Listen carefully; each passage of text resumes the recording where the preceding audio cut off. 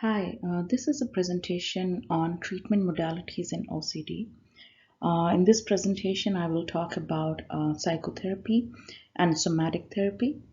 This presentation is the last one in the presentations I am doing on OCD, that is obsessive compulsive disorder. So here in this presentation, we will discuss in detail what psychotherapy and somatic therapy is and how they play an important role in treating OCD. So most of you might know what is psychotherapy, but for those of you who do not know, psychotherapy is a general term which is used for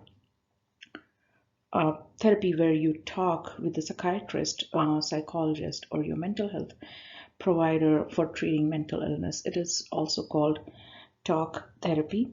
There are many types of psychotherapy, and each has its own approach.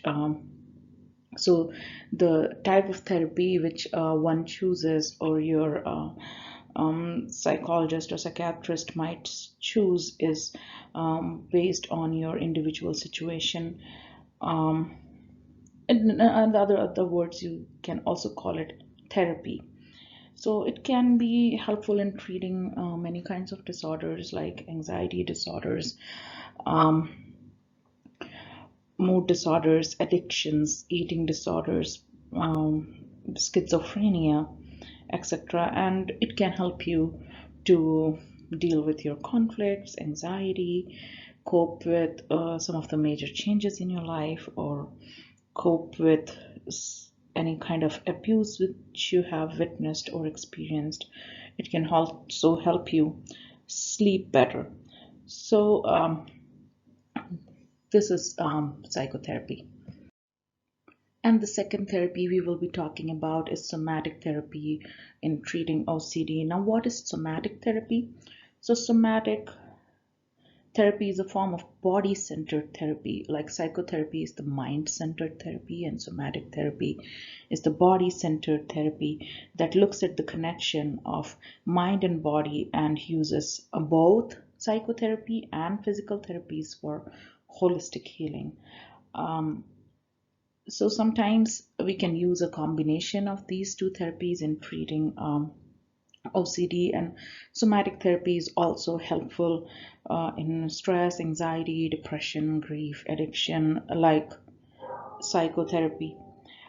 Here, the therapist may combine the talk therapy, that is the psychotherapy, with um, some alternative forms of physical therapy, which can help you to revive memories of traumatic experiences and pays attention to any physical responses you have once the memory is recovered.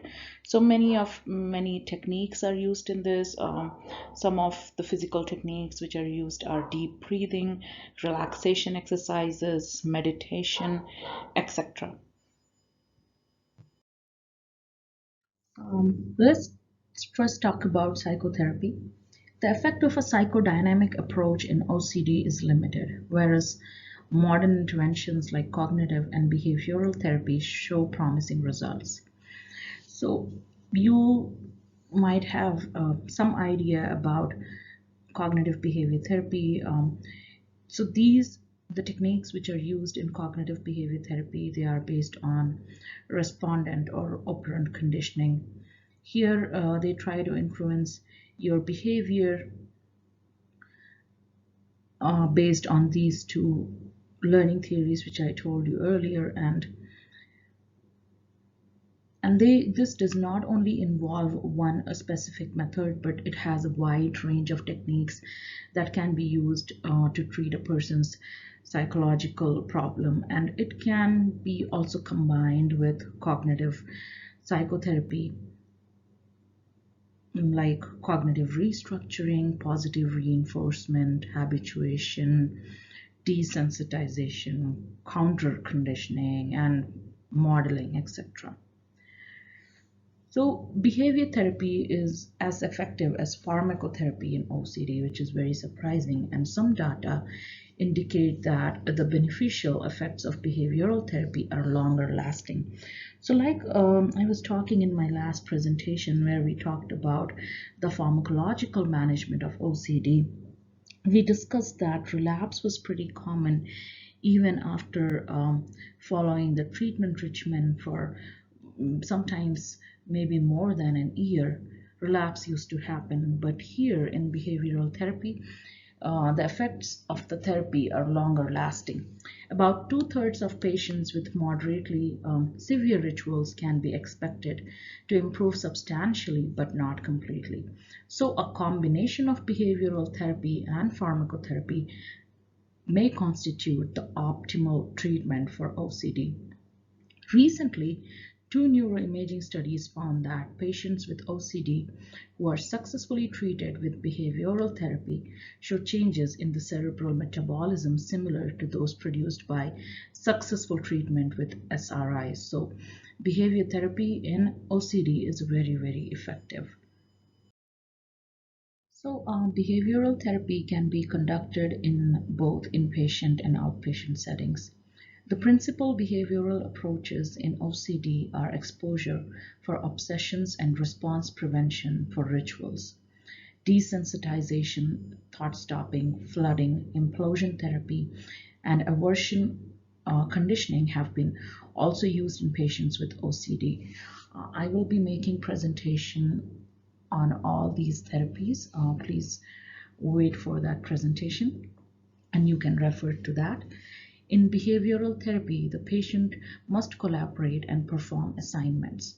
In a study of 18 patients with OCD, those receiving exposure and response prevention therapy showed significant improvement, whereas patients on a general anxiety management intervention, that is the control group, showed no improvement from baseline. So the direct comparisons of behavioral therapy and pharmacotherapy are few and are limited by methodological issues. Cox et al. Reported equal efficacy in a meta-analysis. In thought-stopping therapy, as you all might know, the patient or initially the therapist shouts stop or applies an aversive stimulus to counteract the obsessional preoccupation. The patient may also imagine a stop sign with a police officer nearby or another image that evokes inhibition at the same time that he or she recognizes the presence of obsession. Another technique is to postpone the thought until a specified time. For example, let me think about it an hour later, and not to think about it until then. So, despite the fact that biological interventions are more efficacious in patients with OCD, psychodynamic factors might be of considerable benefit in understanding what precipitates exacerbations of the disorder and in treating various forms of resistances to treatment, such as non-compliance to medication or to do homework assignments. So it is important to remember that the symptoms may have important psychological meanings that make patients reluctant to give them up. A psychodynamic assessment of the patient's resistance to treatment may result in improved compliance. So as I said earlier, in the absence of controlled studies of insight-oriented psychotherapy for OCD, the anecdotal reports reporting lasting change do not allow generalizations to be made regarding efficacy. Also, the efficacy of medications in providing quick improvement has rendered slow and long-term psychotherapy out of favor. So we all know, we all look for quick results, and medications give you result in as quick as 8 to 12 weeks. But psychotherapy is a long-term approach, but even though it lasts long, it also takes very long time to show some effect. So supportive psychotherapy has a place in managing patients with OCD and may help patients improve their functioning and adjustment. The management plan should also include attention to the family members through the provision of emotional support, reassurance, explanation, and advice on how to manage and respond to the patient. Family therapy may reduce marital discord and build a treatment alliance as well as helping in the resistance to compulsion. Group therapy is useful as a support system for some patients. Now let's talk about various types of therapy which we can use. So exposure and response prevention, that is also called as ERP, is a treatment method available from behavioral psychologists and cognitive behavioral therapists for a variety of anxiety disorder and especially obsessive compulsive disorder and phobias. So it is an example of an exposure therapy and was first developed by a UK psychologist named Victor Mayer. The method is predicted on the idea that a therapeutic effect is achieved as subjects confront their fears and discontinue their escape response. The behavior process is called Pavlovian extinction or respondent extinction. So let's talk about an example of how this process works. So just imagine a person who repeatedly checks light switches to ensure they are in off position, even when entering a clearly unlit room. The person would be exposed to their feared stimulus like leaving light switched on and would refuse to respond with any safety behavior. It differs from exposure therapy for phobia in that the resolution to refrain from the escape response is to be maintained all times and not just during the specific practice session. Thus, not only does the subject experience habituation to the feared stimulus, they also practice a fear incompatible behavioral response to the stimulus.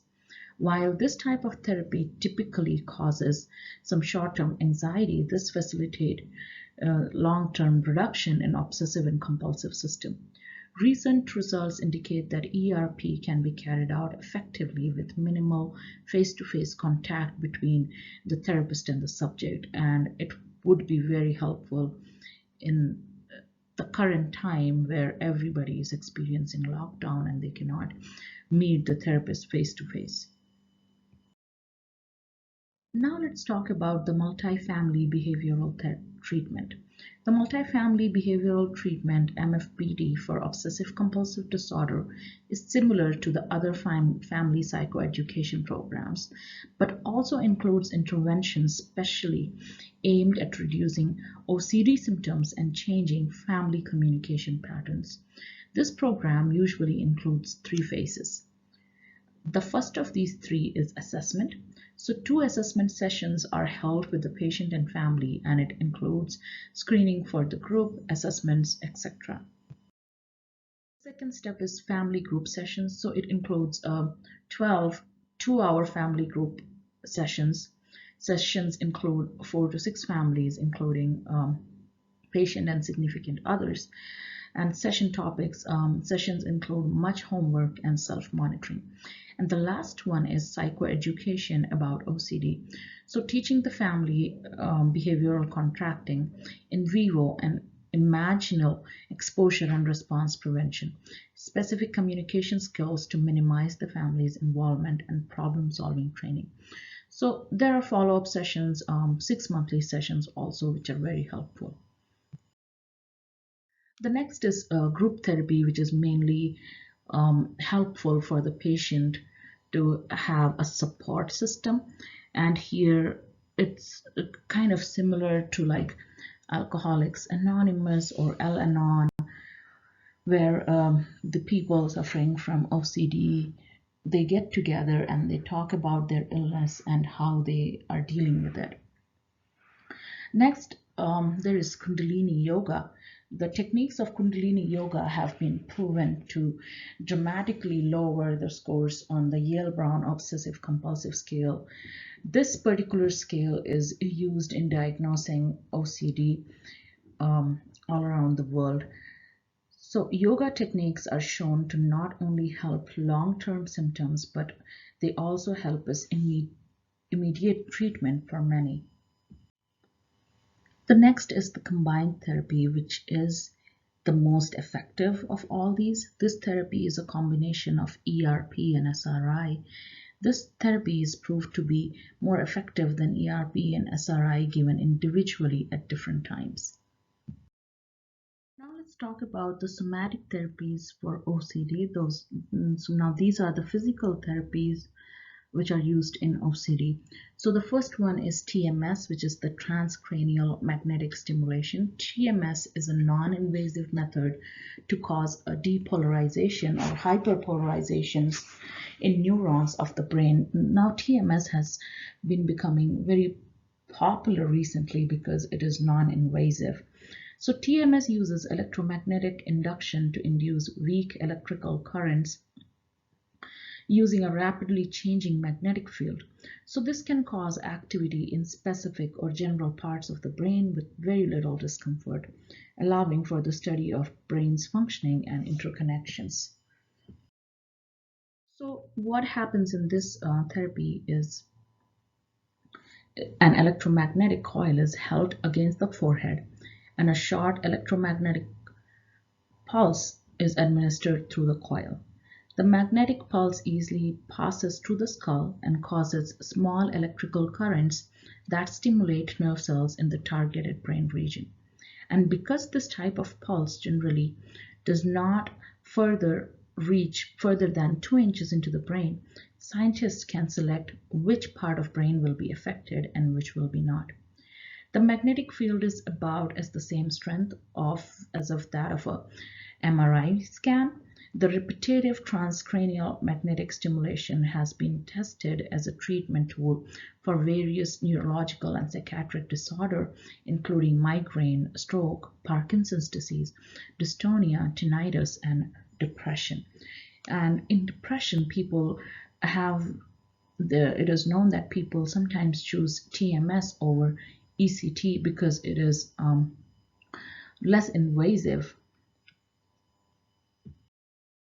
Now let's talk about electroconvulsive therapy, which is commonly known as ECT, or sometimes people may also call it shock therapy, which it should not be called. So although ECT is an effective tool for treatment-resistant mood disorders or treatment-resistant anxiety complicated by severe depression, studies have not found ECT to be effective for OCD. One uncontrolled case series reported considerable improvement in OCD patients the year after ECT, although the improvement was correlated with improved depression score. So we all know that ECT is very, very helpful and effective in depression, and many a times OCD can be seen in patients who suffer from depression and also in patients who suffer from schizophrenia. So ECT is helpful in treating not the OCD but the associated disease which can be a depression or a schizophrenia, and thereby sometimes it can show a positive effect where the patient is starting to come back to normal and he now understands how he can deal with the OCD. So now let's talk about the third method, which is the deep brain stimulation or DBS. So deep brain stimulation is a highly experimental neurosurgical treatment for OCD in which the brain is stimulated with electrical impulses.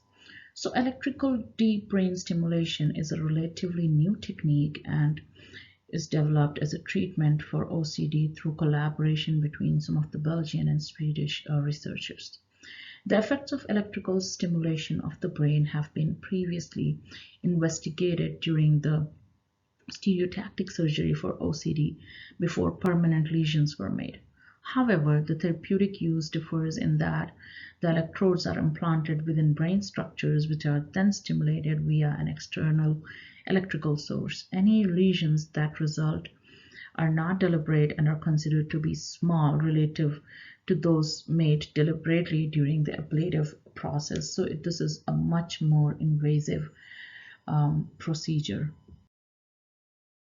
So deep brain stimulation is a technique that involves precise stimulation of particular parts of the brain through the implantation of removable electrodes. The way in which DBS works is still unknown, but essentially DBS uses high-frequency pulses that have complex effects, including blocking of the targeted area, and mimics the effect of tissue lesioning without destroying them. And it has been suggested that it restores normal activity to the areas of brain that have become dysregulated, but it is still very experimental, so it has not been used much. Now let's talk about the neurosurgical stereotactic lesion procedures.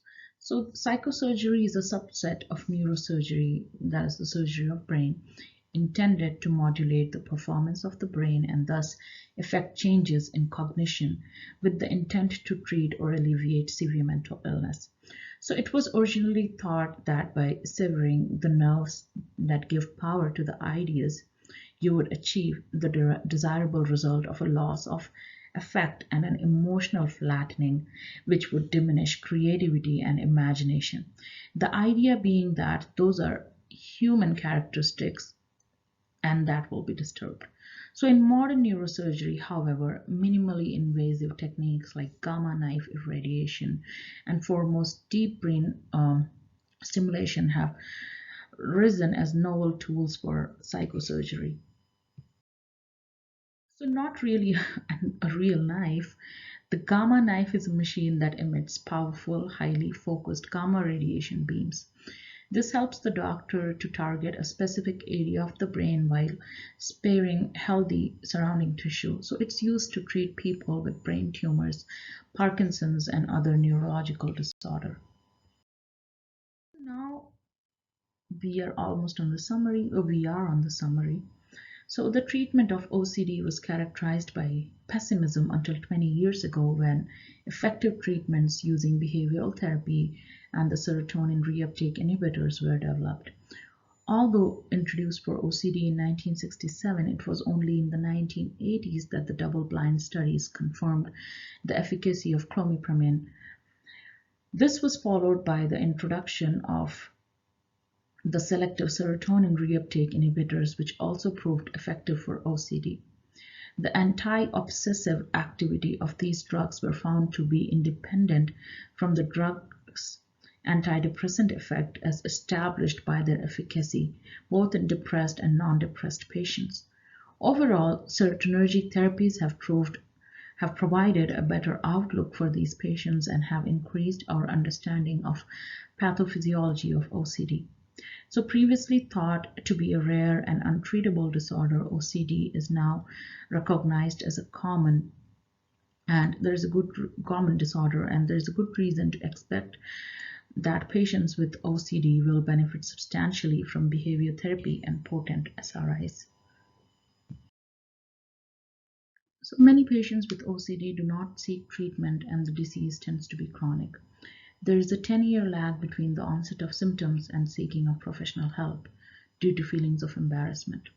Further delay ensues until the diagnosis and correct treatment are given. So census data suggests that over $8 billion are spent in the United States each year on the management of OCD. 1/5 of that is spent on cardiac disease. So because patients with OCD often attempt to conceal their symptoms, it is incumbent on clinicians to screen for OCD in every mental status examination, since appropriate treatment can result in improved quality of life, reduce OCD chronicity, and reduce cost to the individual and society. So if you want to read more, please look at the bibliography, and thank you so much for joining me on this presentation. Thank you.